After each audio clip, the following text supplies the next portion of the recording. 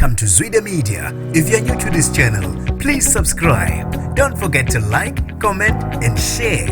Here's a new video for today. Enjoy.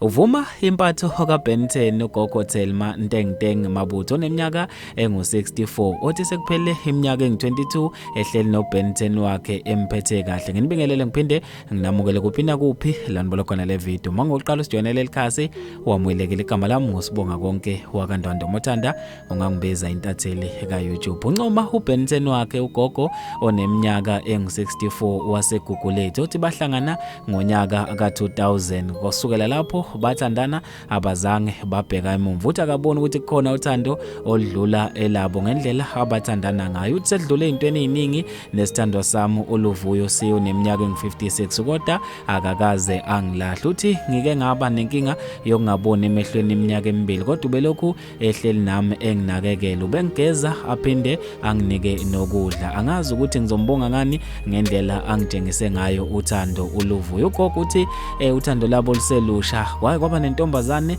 eyazama ukubahlukanisa, ayifice imegedeni emzini wesithando sakhe kodwa wabe seyishaya.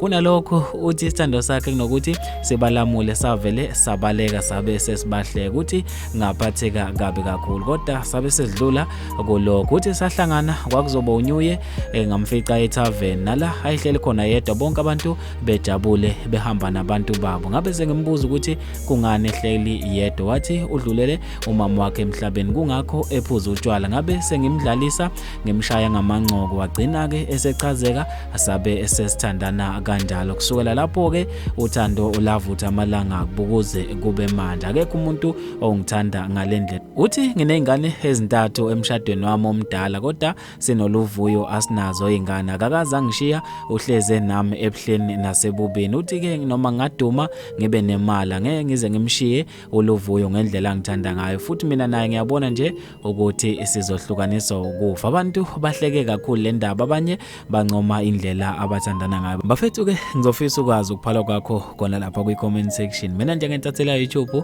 sengiphuma kanje ngithi awungibambe evidweni elandelayo.